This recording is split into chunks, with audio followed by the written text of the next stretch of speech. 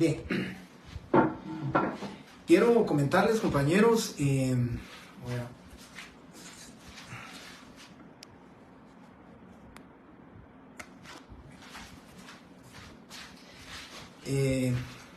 quiero comentarles, compañeros, que el tema, pues sé que están deseosos de saber sus notas, ¿verdad? Hoy en la mañana empecé a pasar cuadros, empecé con la sección C para pues trasladar ya las notas, ¿verdad? El día viernes examiné los dos extemporáneos, únicos dos extemporáneos que tenía.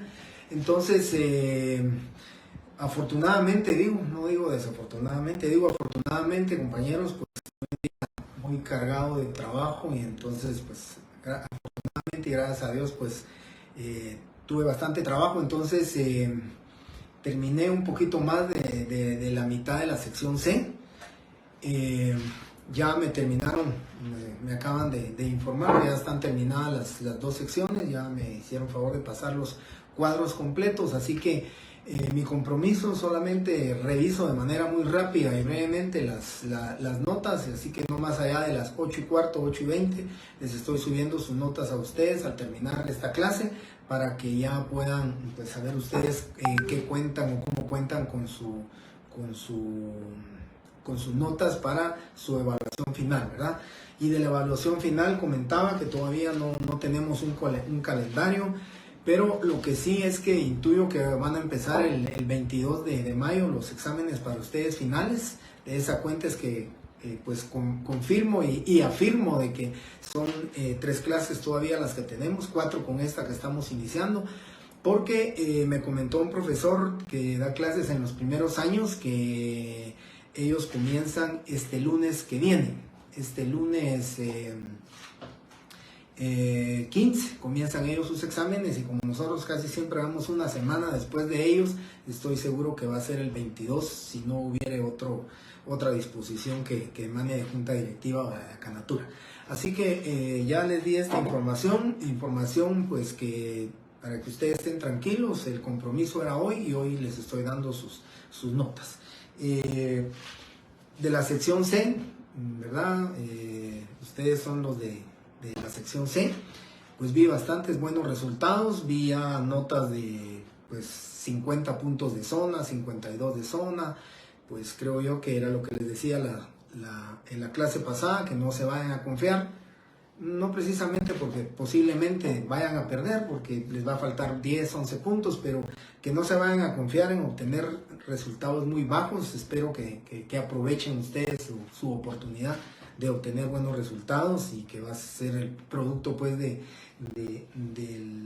espero, ¿verdad?, que sea así, que estén trabajando de manera individual, que estén trabajando a conciencia, que estén trabajando con honestidad ustedes mismos, porque de verdad que pues los que tienen que saber, los que tienen que estudiar, los que tienen que sacar su nota y de ser reflejo de lo que han estudiado y de lo que se han sacrificado, pues deben de ser ustedes, ¿verdad, compañeros? Son ustedes los que deben de tener ese compromiso para con ustedes mismos, porque pues yo sé, compañeros, que me cuentan a mí de que pues a veces lo hacen por grupo, a veces se llaman por teléfono, a veces tienen ayuda, a veces tienen pues la facilidad de poder confirmar si están bien las respuestas o no.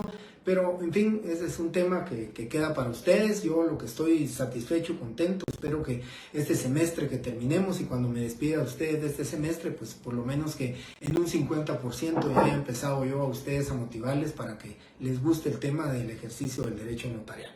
Bien, voy a comenzar entonces, compañeros, con este tema de la eficacia jurídica del instrumento público. El día viernes de la semana pasada, pues inicié muy brevemente hablando del valor formal y el valor probatorio del instrumento público, y aquí vamos a hablar de la eficacia jurídica del instrumento público y sus 4 formas. Este tema tiene las 4 formas de impugnar, o sea, los medios de impugnar los instrumentos públicos. ¿Cómo vamos a impugnar a los instrumentos públicos?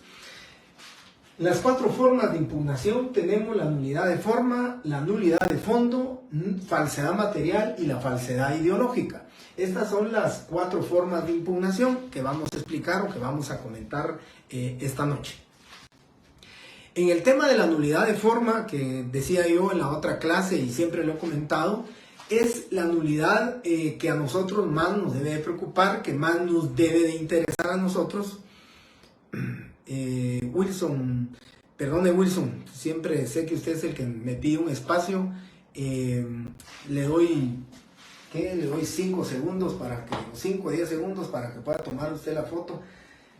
Sí me recuerdo de su nombre, pero no recordaba en qué sección está, pero ahora ya sé que es en la sección C donde está y le daré los 5 minutos para que le tome la foto.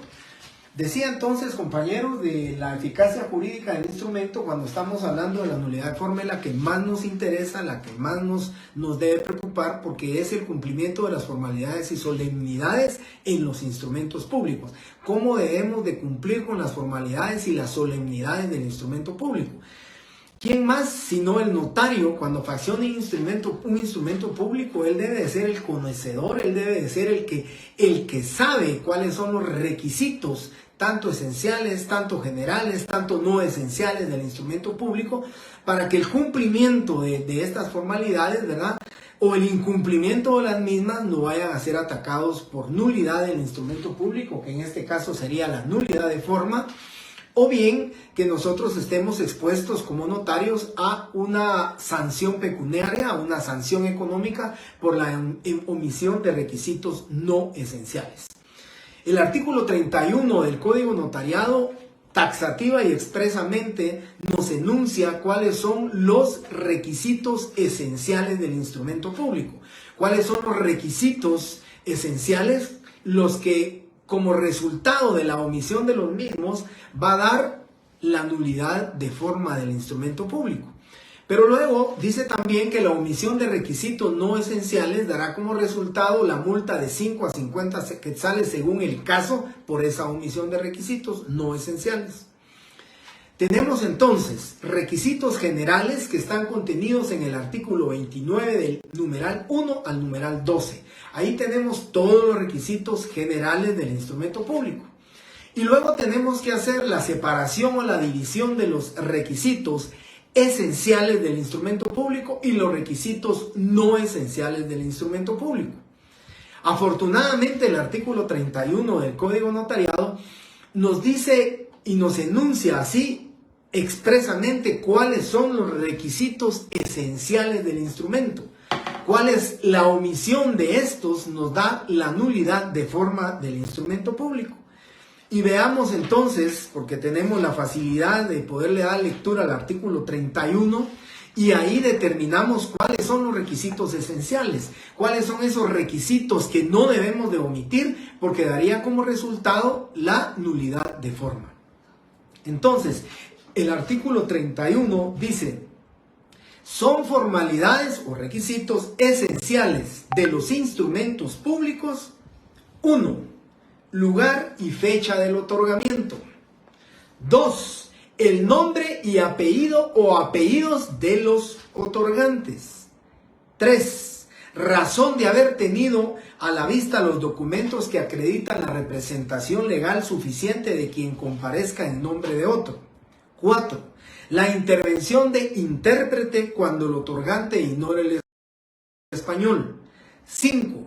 La relación del acto o contrato con sus modalidades. Y 6. Las firmas de los que intervienen en el acto o contrato o la impresión digital en su caso. Por favor, atención. Les decía que tenemos la fortuna de que el artículo 31 nos enuncia, nos da el listado de los requisitos esenciales. El artículo 29 nos da el listado y nos enuncia los requisitos generales del artículo 1 al 12. Pero la pregunta que ustedes estarán haciendo o se hace es: ¿dónde o cómo determinamos cuáles son los requisitos no esenciales del instrumento público? Por cuya omisión no hay nulidad de forma del instrumento, pero da como resultado la sanción pecuniaria para el notario de una multa de 5 hasta 50 quetzales. Por favor, vamos a hacer el ejercicio en este momento de cómo ustedes van a determinar, porque en el examen les podré preguntar, en la opción correcta encontrará 3 requisitos esenciales. o en la opción correcta encontrará 3 requisitos no esenciales del instrumento público. Y ustedes entonces con este ejercicio que vamos a hacer van a poder determinar y saber distinguir cuál es un requisito esencial y cuál es un requisito no esencial. Entonces, el ejercicio que les pido que hagamos es el siguiente. Todos los requisitos esenciales que están contenidos en el artículo 31 del Código Notariado, que se repiten en el artículo 31, esos son los requisitos no esenciales. Y para saber cuáles son los no esenciales, los haremos por exclusión. Entonces, lo que les pido y el ejercicio que vamos a hacer es, vamos a subrayar los requisitos que se repiten en el artículo 31. De tal manera que cuando terminemos o dejemos de subrayar, todos aquellos requisitos que no hayamos subrayado, se le van a denominar requisitos no esenciales. Y me explico ahorita. Dice el artículo 31, numeral 1, lugar y fecha del otorgamiento es requisito esencial. Entonces les pido que en su numeral 1 del artículo 29 subrayen con lápiz, con fluorescente, bueno, subrayen lugar, día, mes y año del otorgamiento. Aquí viene el primer ejemplo.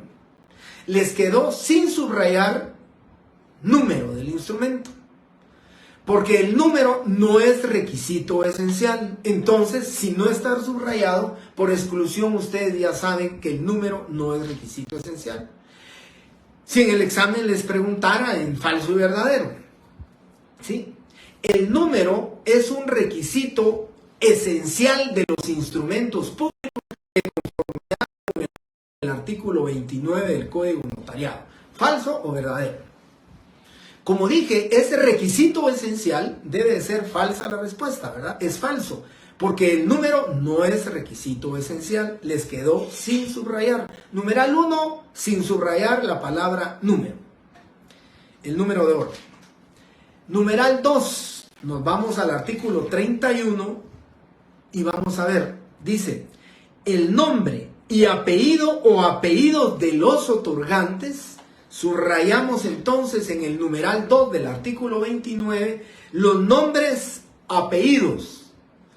Nombres, coma, apellidos. Hasta ahí subrayamos. Les va a quedar sin subrayar edad, estado civil, nacionalidad, profesión, ocupación y oficio y domicilio. Esos datos individualizantes quedan sin subrayar porque son requisitos no esenciales. El esencial en el numeral 2 única y exclusivamente son los nombres y los apellidos de los otorgantes. Luego, dejamos sin subrayar el artículo 3. Dejamos sin subrayar, el numeral 3. Y dejamos sin subrayar el numeral 4. Nos vamos al numeral 5, cotejamos con lo que dice el artículo 31 y el numeral 3 dice, razón de haber tenido a la vista los documentos. El numeral 5 dice, razón de haber tenido a la vista los documentos. Por consiguiente, todo el numeral 5 les pido por favor que lo subrayen. Todo el numeral 5 es un requisito esencial del instrumento público. Nos vamos al numeral 4 del artículo 31. La intervención de intérprete cuando el otorgante ignore el español. Entonces, subrayamos todo el numeral 6 del artículo, de todo el numeral 6 del artículo 29 del Código Notariado. La intervención de un intérprete nombrado por la parte que ignore el idioma español, el cual, de ser posible, deberá ser traductor jurado. Si el intérprete no supiere o no pudiera firmar, lo hará un testigo a su ruego. Subrayamos numeral 6, artículo 29. Luego, numeral 5. La relación del acto o contrato con sus modalidades.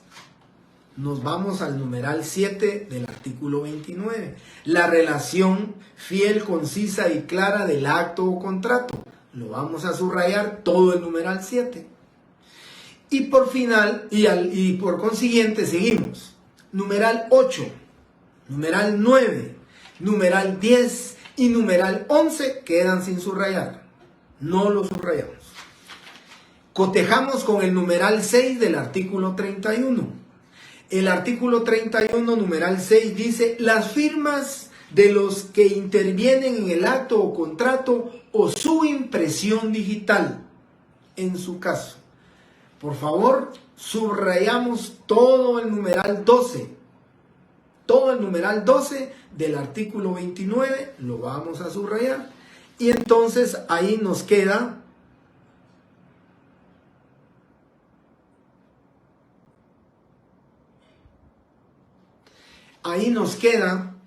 subrayado del numeral 1, lugar, día, mes y año del otorgamiento. Del numeral 2, los nombres y apellidos. Del numeral 5, 6 y 7, todo subrayado. Y del numeral 12, todo subrayado. Si cotejamos para determinar cuáles son los no esenciales, nos quedó sin subrayar el número. Nos quedó sin subrayar en el numeral 2, edad, estado civil, profesión, oficio, comercio y domicilio. Numeral 3 sin subrayar, numeral 4 sin subrayar, numeral 8, 9, 10 y 11 sin subrayar, y todos esos son los requisitos no esenciales del instrumento, cuya omisión multa de 5 a 50 quetzales, artículo 33. La omisión de las formalidades no esenciales hace que incurra el notario en una multa de 5 a 50 quetzales, según sea el caso. Omisión de requisitos esenciales del instrumento. La omisión de las formalidades esenciales de los instrumentos públicos da acción a la parte interesada para demandar su nulidad, siempre que se ejercite dentro del término de 4 años contados desde la fecha de su otorgamiento. Bien, compañeros, aquí, y espero que les haya quedado claro este tema, porque en el examen, vuelvo a repetir, les voy a preguntar. Y les digo, les voy a preguntar porque en una de las variantes va a venir, ¿sí? Ya sea como falso y verdadero o como selección múltiple, pero en la selección múltiple, en la opción correcta encontrará 2 requisitos no esenciales o encontrará 3 requisitos esenciales del instrumento público, y ustedes tendrán que ir a la búsqueda en la respuesta correcta, pues que se encuentren los 3 requisitos, ya sean esenciales o no esenciales del instrumento público. Ese es el tema entonces de la nulidad de forma, ¿verdad? La nulidad de forma la vamos a atacar, vamos a impugnar el instrumento público porque el notario omitió requisitos esenciales o requisitos no esenciales dentro del mismo, y queremos de alguna manera pues impugnar ese instrumento público por la omisión de formalidades. Imagínense una formalidad pues importante, ¿verdad? Muy importante. Omitimos hacer constar de que tuve a la vista los documentos con los cuales se acreditó la representación legal. Omitimos eso, compañeros, pues por consiguiente, ¿verdad? Entonces va a dar lugar a la impugnación del instrumento público a través de la nulidad de forma. Omitimos requisitos esenciales, lo que dice el artículo 32.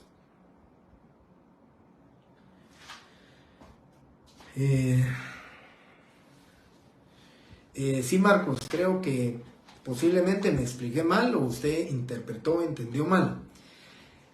Sea los subrayados son requisitos esenciales del instrumento público. Lo que no quedó subrayado o lo que no subrayamos se le denominan requisitos no esenciales del instrumento. ¿Cómo sabemos la existencia de esenciales y no esenciales? Los esenciales, la omisión de los mismos, dice el artículo 32, da como resultado la omisión de los requisitos esenciales, da como resultado la nulidad de forma, ¿sí? De forma. Mientras que la omisión de los no esenciales da como resultado una multa de 5 a 50 quetzales, de acuerdo a lo que dice el artículo 33. Yo en mi código notariado, por supuesto, tiene ya muchos años mi código notariado, pero siempre lo tengo aquí. Si ustedes se dan cuenta, aquí tengo lo que miran en amarillo, lo tengo subrayado, lo que les comentaba a ustedes. Lo que no está subrayado es, o le denominamos nosotros, requisitos no esenciales del instrumento público. Lo que subrayaron le denominamos requisitos esenciales del instrumento público. Si yo les dijera, miren, la edad y el estado civil de la persona la omitió el notario, ¿podemos impugnar de nulidad de forma ese instrumento por esa omisión? No, porque esa omisión es de requisitos no esenciales. Lo que van a hacer es ponerle una multa al notario. Ahora, omitimos la comparecencia de un traductor jurado porque la persona que está una de las personas que está compareciendo no sabe el idioma español y lo omitimos. Ese es un requisito esencial. Eso sí da lugar a la impugnación de la nulidad, por medio de la nulidad de forma del instrumento público. Esa es la diferencia que queda. Así que,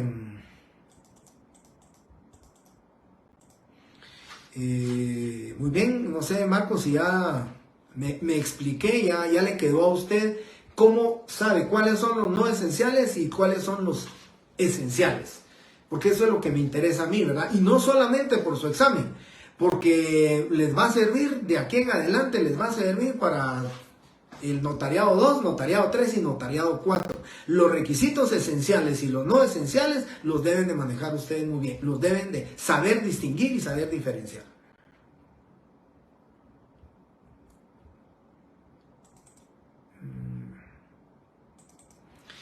Importante su pregunta, María Fernanda. Esa multa debería o debe de ser colocada por la Corte Suprema de Justicia. Cuando le hacen una revisión al notario del protocolo y entonces encuentran la omisión de requisitos no esenciales, pues le van a imponer una multa al notario. Eso es cuando revisan, o sea, cuando hacen la revisión del protocolo y se dan cuenta que hay omisión de requisitos no esenciales. Porque posiblemente las partes jamás van a impugnar un instrumento público por omisión de requisitos no esenciales, porque no lo hace, no crea la nulidad del instrumento y eso no le interesaría a nadie. ¿Y quién va a estar interesado en impugnar un instrumento por omisión de requisitos no esenciales únicamente para que le impongan una multa al notario? No creo que algún otorgante esté interesado en ello y lo vaya a hacer.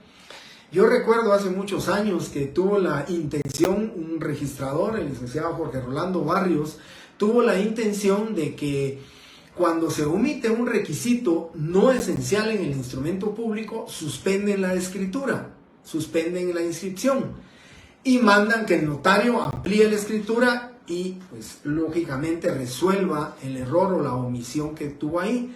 Y él, pues lo que quería era que en ese momento se le impusiera la multa al notario, que la cancelara para los fondos privativos para la Corte Suprema de Justicia y que en ese momento quedara pues ya la multa impuesta para el notario. Yo creo que hubo muchas pláticas con la Corte Suprema de Justicia, también con el registro de la propiedad, pero creo que nunca llegaron a un entendido, porque también el registro de la propiedad sabía que tenía que poner un trabajador de él para el tema del pago de las multas, y creo que ese fue un poco el desacuerdo entre la Corte y el registro, quién iba a pagar administrativamente esos gastos, a quién le convenía más, y al final de cuentas pues nunca se logró. Así que la única forma en que le van a poner una multa al notario por omisión de requisitos no esenciales es cuando le hagan la revisión. Ya las siguientes clases vamos a ver el protocolo, y ahí dentro del protocolo vamos a ver las clases de revisiones, ¿verdad? La revisión que se hace anualmente al notario o las revisiones que se le hace, ¿verdad?, al protocolo del notario para determinar este tipo de... muy bien. Janet, solo nombres y apellidos, lo demás no. En el numeral 2, sí, Janet, en el numeral 2 solamente subraya nombres y apellidos, porque también, si nos vamos al artículo 31, en el numeral 2 también lo dice, ¿verdad? En el numeral 2, el artículo 31 lo dice. Los nombres y apellido o apellido de los otorgantes es requisito esencial. Entonces, eso sí tiene que estar subrayado en el numeral 2 del artículo 29.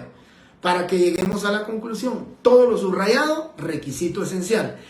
Todo lo que no está subrayado, requisito no esencial. Y ese es el ejercicio que ustedes hicieron. Muy bien, Janet. Andrés López, es correcto. El inciso 12, todo. Todo porque el numeral 6 del artículo 31 dice la firma de todos los que intervienen en el acto o contrato o la impresión digital. Y el numeral 12 del artículo 29 da el tratamiento formal de qué es lo que usted debe hacer cuando alguien no sabe, cuando alguien no puede firmar, qué testigos debe de comparecer. Por eso debemos de subrayar todo el numeral 12 del artículo 29. Muy bien, esto preguntó Andrés, María Fernanda, copiado, muy bien. Guille Polanco, nulidad de forma es artículo 32, correcto. La nulidad de forma es aplicable ahí, muy correcto, compañero Polanco, es correcto. La nulidad de forma ahí hay omisión de requisitos esenciales, dice el artículo 32, hay omisión de requisitos esenciales, entonces da como resultado la nulidad de forma del instrumento público. El numeral 1 del artículo 29, bien. El numeral 1, pues aquí lo característico de este numeral es que dice el numeral 1 del artículo 29. El número de orden, lugar, día, mes y año del otorgamiento. Pero vamos al artículo 31, dice en el numeral 1, lugar y fecha del otorgamiento. Eso es requisito esencial, el lugar y la fecha del otorgamiento. No está indicando que el número sea requisito esencial. Por consiguiente, las palabras, el número de orden, no se subraya porque la ley en el requisito esencial no exige que el número sea requisito esencial. Entonces, nos quedaría subrayado nada más. Lugar, día, mes y año del otorgamiento. El número queda separado y si yo les dijera a ustedes en una pregunta de falso y verdadero, de acuerdo al Código de Notariado, es requisito no esencial del instrumento público el número del mismo. ¿Falso o verdadero? Pues tiene que ser verdadero, ¿verdad? Porque estoy diciendo que el número es un requisito no esencial del instrumento público, por consiguiente es verdadero. Y si en la otra variante le preguntara, de acuerdo, de conformidad con el Código de Notariado, el número se tiene determinado como requisito esencial de los instrumentos públicos, la respuesta debería de ser falso, porque no es requisito esencial. Así es como prácticamente puedo jugar con las preguntas falso, verdadero y selección múltiple. Muy bien. Correcto, Andrés. La nulidad de forma se da ante la falta de un requisito esencial. ¿Sí? La nulidad de forma. Y lo dice el artículo, creo que usted mismo mencionó otro compañero, pero dice el 32. La pregunta suya, ¿verdad? Link, entonces la nulidad de forma se da ante la falta de un requisito esencial y el 32 nos da la respuesta. La omisión de las formalidades esenciales en los instrumentos públicos da acción a la parte interesada para demandar su nulidad, siempre que se ejercite dentro del término de 4 años. Y aquí Marcos Higuero más adelante lo está ratificando, ¿verdad? Que en el artículo 32 dice que se podrán demandar de nulidad de forma. Esas son nulidad de forma, ¿verdad? Esta omisión, si estamos hablando de formalidades y de requisitos esenciales, ¿qué omitimos? La forma. ¿Qué omitimos? Formalidades. ¿Qué omitimos? Requisitos. Entonces vamos a impugnarla por nulidad de forma. Y por último quiero comentarles, compañeros, que para que los voy a explicar, porque no lo voy a preguntar en el examen, no podría preguntarlo, pero o sea, sí les puedo decir cuáles son los 3, en la opción correcta encontrará los 3 principios de la nulidad de forma. Y el primer principio de la nulidad de forma, os lo voy a explicar porque así lo podría preguntar también, bueno, los 3 principios, tenemos el principio de excepcionalidad, por favor lo apuntan, principio de excepcionalidad, principio de finalidad y principio de subsanabilidad. El principio de especialidad, por el tema de la fe pública, ¿sí? Solo los actos contemplados en la ley pueden ser atacados por nulidad de forma. Solo lo determinado por la ley puede dar como resultado la impugnación por la nulidad de forma, ¿sí? Lógicamente nosotros tenemos la fe pública, entonces la omisión de una formalidad pues da como resultado de una nulidad, de un requisito esencial, da como resultado la nulidad de forma, y por eso puede ser atacado. Y por eso dice el principio de excepcionalidad. No podemos crear figuras de nulidades notariales que se nos ocurran, simplemente lo que la ley establece, lo que la ley dice, y por eso se establece ese principio de excepcionalidad, ¿sí? Por nuestra fe pública que tenemos, simplemente solo los actos o casos contemplados en la ley pueden ser atacados por nulidad de forma. Luego tenemos el principio de finalidad. El principio de finalidad es que, pues dice este principio, que la formalidad no debe ir por encima de la finalidad del instrumento público. ¿Cuál es la finalidad del instrumento público? Pues la certeza, conferir seguridad jurídica a los instrumentos redactados por el notario, la solemnidad que le da el notario. Entonces, la omisión de ciertas formalidades, ¿sí?, no deben de atacarse, ¿sí?, como medios para la finalidad que persigue el instrumento público.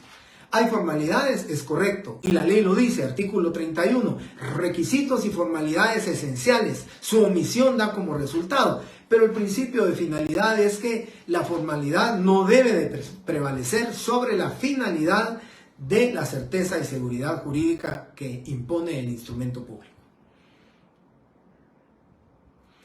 Los principios, entonces, voy a Marcos, ya le había contestado. Álvaro Robles dice, la esencial da nulidad y la no esencial es una multa. Es correcto lo que usted está diciendo, compañero Álvaro, así es. Andrés, la falta de requisitos no esenciales solo da lugar a una multa. Es correcto, artículo 33, y no lo podemos impugnar por nulidad de forma, ¿verdad? Correcto, Andrés. Luego dice Harlet Arreaga, ¿podría repetir los principios? Sí, el principio de excepcionalidad, el principio de finalidad y el principio que voy a explicarles ahorita en este momento, que es el principio de subsanabilidad, ¿sí? El último es el principio de subsanabilidad, excepcionabilidad, finalidad y subsanabilidad. ¿Qué dice el principio de subsanabilidad para la impugnación de forma? Cuando vamos a impugnar de forma, ¿qué dice ese principio de subsanabilidad? La nulidad de forma la podemos subsanar. ¿Se recuerdan ustedes que el artículo 77, numeral 1, literal E, dice aquellas escrituras de ampliación, sí, que tengan como fin únicamente enmendar errores de forma? Lo dice de forma. Entonces, el principio de subsanabilidad es que si es cualquier error, omisión que pueda ser subsanada con la ratificación y con la comparecencia de los otorgantes, podemos subsanar el error de forma. Si no hicimos comparecer, por ejemplo, a un traductor jurado, pues hacemos comparecer nuevamente a los dos otorgantes de la escritura, enmendamos y subsanamos el error haciendo comparecer al traductor, haciendo constar que todo el contenido de la escritura pública que se amplía, ¿sí?, ha sido leído y ha sido traducido al idioma español al señor tal y tal y tal. Y con eso se tiene por ampliada la escritura y por enmendado la omisión que se tiene. Ese es el principio de subsanabilidad. Lo que no va a suceder cuando veamos aquí, lo vuelvo a repetir, cuando veamos esto, la nulidad de fondo no, ¿verdad? No es subsanable. La nulidad de forma es subsanable por sus tres principios. El principio de la excepcionalidad, el principio de la finalidad y el principio de la subsanabilidad. Esos son los tres principios que informan a la nulidad de forma.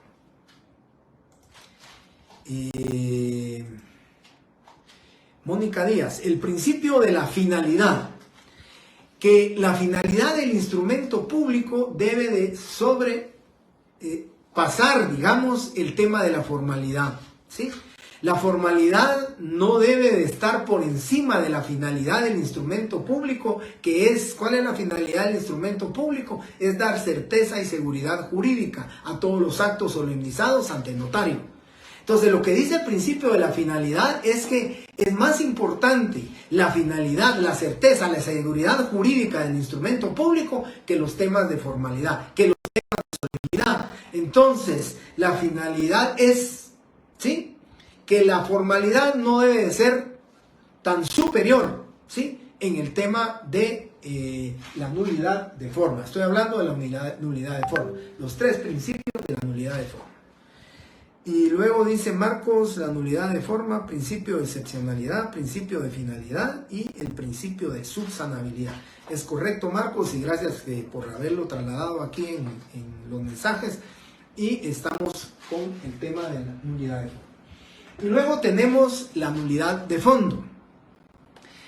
Hace unos instantes, entonces, es correcto, Nancy, gracias. Entonces, estamos en el tema de la nulidad de forma. Les decía yo a ustedes que en el tema de la nulidad de forma, pues es la formalidad, es el continente, ¿verdad? Si quieren, voy a hablar muy coloquial, es el esqueleto de la escritura pública, ¿verdad? Y nosotros tenemos que perseguir para cumplir con todas las formalidades y solemnidades que se cumplen o que deben de cumplirse en los instrumentos públicos. Pero luego viene la nulidad de fondo. La nulidad de fondo ya no va a atacar la omisión de formalidades esenciales o no esenciales. La nulidad de fondo lo que va a atacar es el negocio jurídico, lo que va a atacar es el contenido del negocio jurídico. Lo que pretendemos es que se declare la nulidad del negocio, lo que contiene la escritura pública en su redacción, lo documentario del instrumento público, pero como negocio jurídico, ¿sí? Lo que vamos a atacar es el fondo, es el negocio jurídico. Lo que pretendemos es correcto, que la escritura pública llenó todas sus formalidades, que la escritura pública cumplió con todos los requisitos del numeral 1 al numeral 12 del artículo 29, es correcto. Pero lo que vamos a atacar no es la omisión de requisitos esenciales o no esenciales. Lo que vamos a atacar es precisamente el negocio jurídico.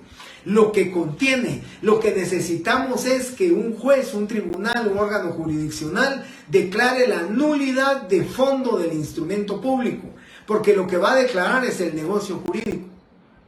Es posible que jamás se vaya a declarar la nulidad formal del instrumento o de la forma, porque cumplió con todos sus requisitos, pero el negocio jurídico en sí va a ser atacado de nulidad de fondo. Y para ello tenemos que cumplir con la observancia, ¿verdad?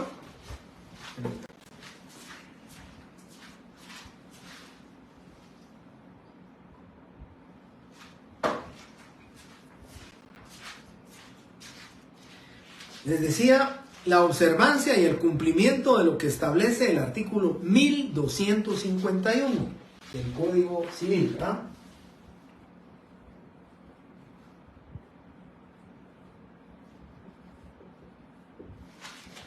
Bien, Código Civil 1251 y 1301. Vean, dice, el negocio jurídico, 1251, es este. El negocio jurídico requiere para su validez capacidad legal del sujeto que declara su voluntad, con consentimiento que no adolezca de vicio y que el objeto sea lícito. Esos son, digamos, los tres elementos por los cuales se va a atacar de nulidad de fondo el instrumento público. No hay capacidad legal de las partes, ataquémosla, ¿verdad? Y hay la nulidad, ¿verdad? Imagínense que un menor de edad, siendo propietario de un inmueble, comparezca ante un notario. El notario cumple con todas sus formalidades y requisitos, ¿verdad? Pero en el negocio jurídico comparece el menor de edad quien no tiene, ¿sí?, capacidad de ejercicio, solo su capacidad de goce, y otorga la compraventa del inmueble. Aquí estamos hablando de una nulidad de fondo absoluta, ¿verdad? El menor de edad no puede comparecer y sin embargo lo hicieron comparecer, y entonces dice capacidad legal, y ahí no hay capacidad legal. Ese es el tema que vamos a atacar nosotros en la nulidad de fondo. Nos interesa mucho la nulidad de fondo, por supuesto. Nosotros los notarios conocemos, ¿verdad? No podríamos, digamos, omitir requisitos, ¿sí? Contenidos o necesarios de la validez del negocio jurídico si nosotros, como conocedores de la ley, pues lo omitimos, ¿verdad? Un menor de edad que venda un inmueble aún siendo representado en ejercicio de la patria potestad por el padre, pero que esté vendiendo un inmueble y que no tenga el consentimiento judicial para la venta de ese bien inmueble, porque el padre no puede disponer de los bienes del menor, por consiguiente puede ser atacado de nulidad de fondo, ¿sí? De nulidad de fondo.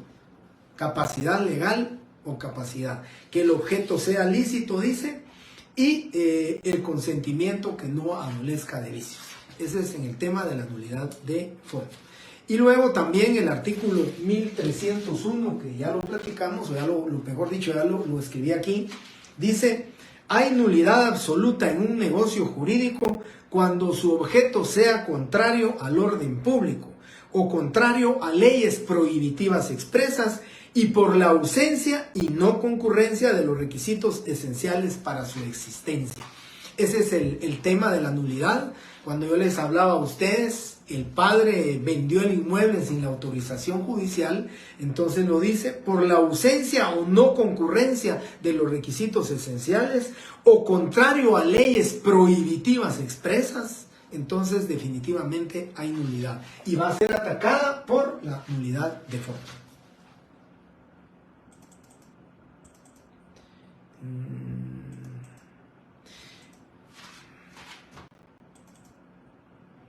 Jocelyn Agustín, me voy hasta atrás, principio de sancionalidad, mencionó un artículo, pero no lo escuché, ¿lo puede repetir? En la subsanabilidad, no recuerdo que haya... mencioné el artículo 77, numeral 1, literal E. Artículo 77, numeral 1, literal E, que dice que el notario podrá otorgar las escrituras de ampliación que tengan como objeto único enmendar errores de forma. Por eso dice, se puede subsanar, y ese es el artículo a que me refería yo, Jocelyn. Luego Valerie dice que qué sucede si la nulidad. Si ya transcurrieron los 4 años, pues ustedes creo que ya están viendo el tema en procesal civil, pues prescribió para la persona, ¿verdad? Prescribió el derecho de accionar en contra de esto, y prácticamente si lo iniciara, pues por extemporáneo, ¿verdad? O por falta del cumplimiento de este tema, pues podrían plantearse las excepciones correspondientes o pues cualquier otra defensa procesal que se pueda obtener. Pero si ya transcurrieron los 4 años, si lo dice la ley claramente, ¿verdad? Deberá, dice, plantearse en la nulidad dentro de los 4 años. Si ya no se plantea, pues prácticamente le prescribió toda acción y todo accionar y todo derecho que le corresponde a esta persona para iniciar el tema de la nulidad de forma. Y luego el compañero Polanco, creo que ya... El artículo que leí fue el 1251 del Código Civil. También leí el 1301 del Código Civil, que se relaciona al tema de la nulidad de fondo, ¿verdad? Aquí estamos hablando entonces de la nulidad de fondo. ¿Cuál es la diferencia? Aquí atacamos las formalidades del instrumento público, omisión de formalidades. Aquí atacamos el fondo, atacamos el negocio jurídico con base en el 1251 y el 1301 del Código Civil. Bien. Y luego vamos a platicar, y nos va a dar tiempo de platicar, lo que es la falsedad material y la falsedad ideológica. En el artículo 321 tenemos la falsedad material y en el 322 tenemos la falsedad ideológica. Leamos el artículo 321, solo para hacerles un recordatorio. Cuando hablamos de nulidad de forma y de nulidad de fondo, estamos dentro de la esfera de la responsabilidad civil del notario. Recordarán ustedes los elementos que se dan o son necesarios para que concurra la responsabilidad civil, y es precisamente eso, ¿verdad? Por acción o omisión del notario, que se cause un perjuicio. Estamos hablando de un perjuicio, entonces nulidad de forma y nulidad de fondo, estamos hablando dentro de la esfera del derecho civil, dentro de lo que es la responsabilidad civil. Y cuando hablamos de la falsedad material o falsedad ideológica, estamos hablando que es dentro de la esfera de la responsabilidad penal, porque aquí ya se incurre en un delito, hay un ilícito penal que va a ser castigado o va a ser sancionado con prisión. Tenemos dos clases de falsedad entonces. La falsedad material, dice artículo 321, quien hiciere en todo o en parte un documento público falso o alterare uno verdadero, de modo que pueda resultar perjuicio, será sancionado con prisión de 2 a 6 años. Esa es la falsedad material. Falsedad ideológica. Quien, con motivo del otorgamiento, autorización o formalización de un documento público, insertare o hiciere insertar declaraciones falsas concernientes a un hecho que el documento debe aprobar, de modo que pueda resultar perjuicio, será sancionado con prisión de 2 a 6 años. Esa es la falsedad material y la falsedad ideológica. En la falsedad material, el notario, estoy hablando del tema del notario, ¿verdad? Cuando se va a atacar el instrumento público por falsedad material, el notario creó un instrumento público falso o alteró uno verdadero. Ya vamos a ver los requisitos y formalidades del protocolo, y ahí está precisamente que no pueden haber alteraciones, no pueden haber tachones ni enmendaduras, precisamente para evitar la falsedad material, para evitar que el notario, cualquier otra persona, pudiera alterar el instrumento público, pudiera alterar una escritura. Y luego en el tema de la falsedad ideológica es hacer insertar declaraciones falsas, ¿sí? Las partes le solicitan al notario una escritura de arrendamiento y el notario hace consignar el contenido de una escritura de compraventa del bien inmueble, y entonces lo que hizo fue insertar declaraciones falsas, ¿verdad? Todo lo que se determinó, todo lo que se documentó en el instrumento público es falso, y por consiguiente hablamos de una falsedad ideológica. Y algo muy importante en el tema de la falsedad ideológica, que yo leí a un tratadista, esto es muy importante para que ustedes lo tomen en cuenta y lo apunten, que la falsedad ideológica es privativa del instrumento público, porque en un documento privado no hay un funcionario público de por medio. En un documento privado no se van a insertar declaraciones falsas por medio de un funcionario público. Son dos personas particulares o dos personas privadas que están haciendo el documento privado. Por eso en el documento privado se dice que la falsedad ideológica es privativa para el instrumento público. Ahora, la falsedad material sí, ¿verdad? La falsedad material la pueden hacer dos particulares. Un particular altera un instrumento privado, ¿verdad? Lo va a alterar y va a consignar ahí, o lo altera o crea un documento privado falso. Entonces, la diferencia entre la ideológica es que es privativa para el instrumento público, o también hablemos para un documento privado, un documento público. Recuerda, en la última clase vimos la diferencia entre documento privado, documento público, vimos la diferencia entre documento privado con firmas legalizadas y documento privado sin firmas legalizadas.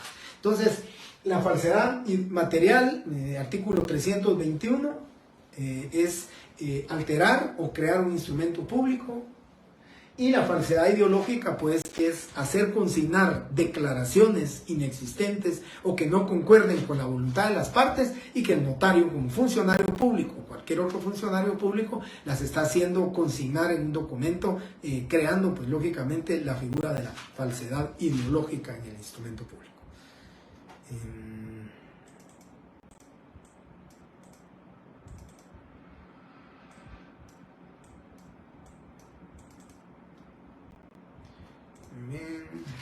322, 321, 322. Bien, todos, muchas gracias por ustedes, pues apoyan ahí también a sus compañeros. 321, 322. Y se los voy a poner.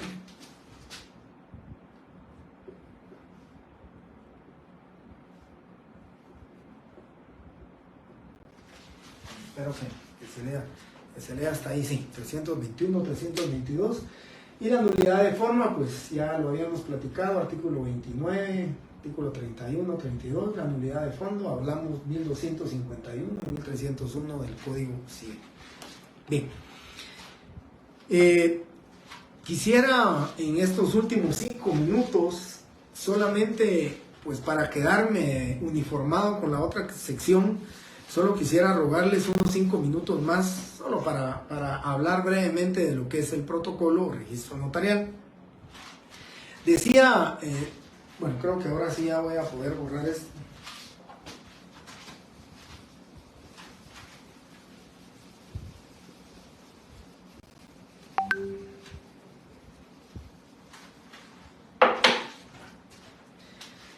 Bien, decía entonces, compañeros, que protocolo o registro notarial es el otro tema, es el último tema del programa. Afortunadamente tenemos 3 clases más para ver el protocolo. Tenemos el día viernes, el día lunes y el siguiente viernes. Creo que son 3 horas suficientes para que podamos hablar. Sé que va a haber mucho comentario, que va a haber participación de ustedes. Y eso es lo que espero, ¿verdad? Porque es un tema muy bonito y un tema que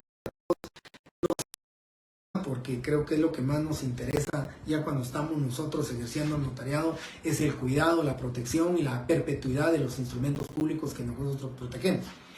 Quiero comentarles entonces de protocolo para los efectos del examen. Si yo me refiero al registro notarial, me estoy refiriendo al protocolo. Si yo me refiero al protocolo, de manera, pues si ustedes quieren, tómelo como sinónimo, ¿verdad? Protocolo es sinónimo de registro notarial y registro notarial es sinónimo de protocolo.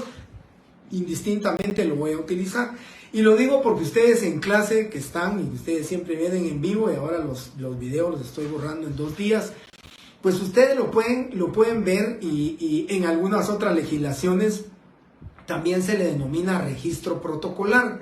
Aquí en Guatemala no mucho es utilizado esas 2 palabras o esa para definir o para hablar de protocolo. No se usa mucho lo que es el registro protocolar, pero les comento que en algunas otras legislaciones también es denominado así.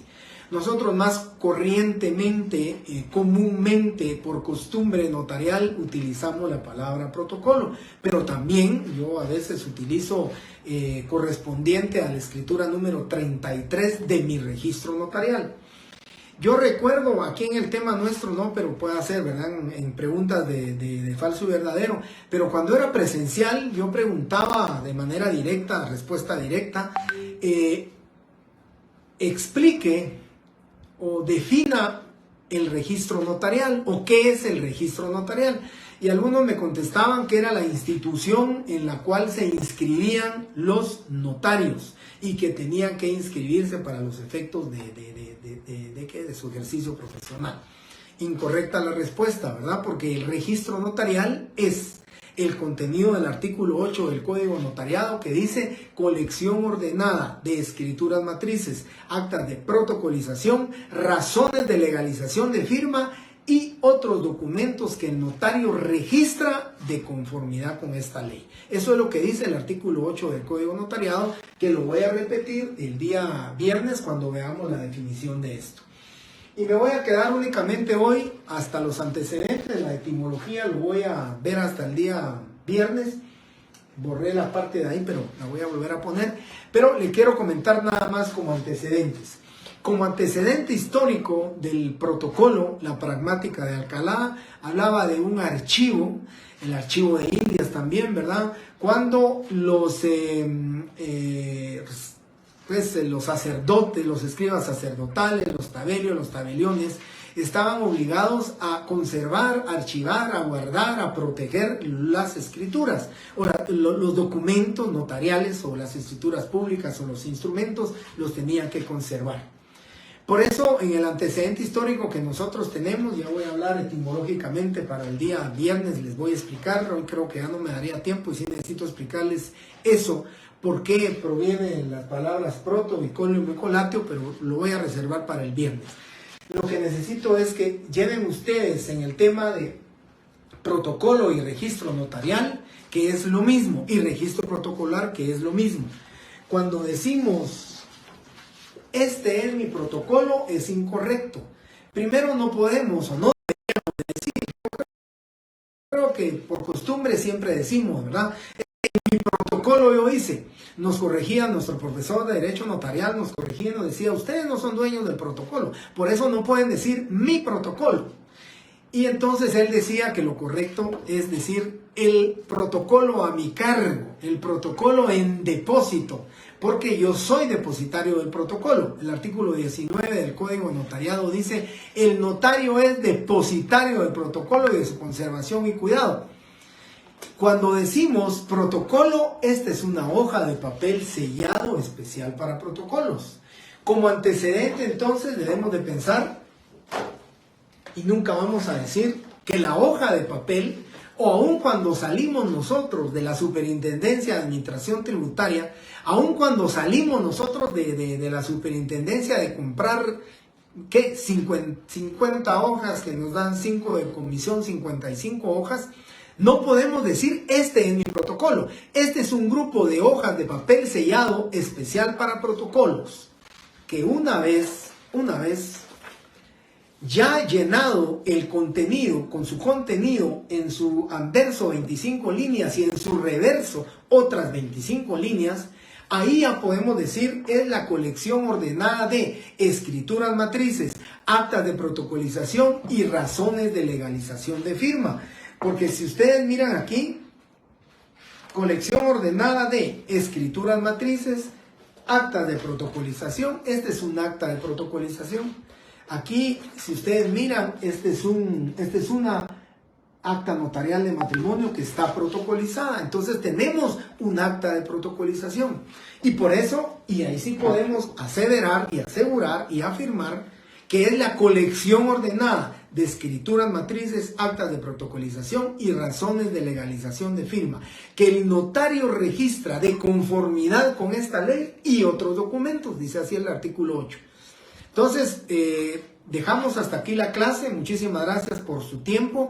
El día viernes ya entramos directamente a hablar de la etimología, definición, la apertura, el contenido, formalidades, cierre, índice y los demás aspectos y elementos importantes del protocolo. Les rogaría, si les es posible, les rogaría que leyeran del artículo 13 del Código Notariado, del 13 hasta el 28. Del 13 al 28, que le dieran una leidita para que lógicamente el día viernes ya no estemos tan distanciados de la plática que vamos a hablar sobre el protocolo. Nuevamente, compañeros, les agradezco mucho su tiempo y les agradezco sus comentarios, su participación, que estoy completamente seguro va a ser mucho más la participación y sus comentarios el día viernes de esta semana. Buenas noches para todos, bendiciones y muchísimas gracias.